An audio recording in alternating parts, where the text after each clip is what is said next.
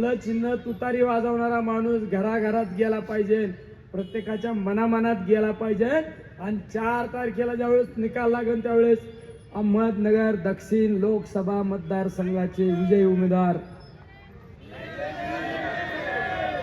giant killer एका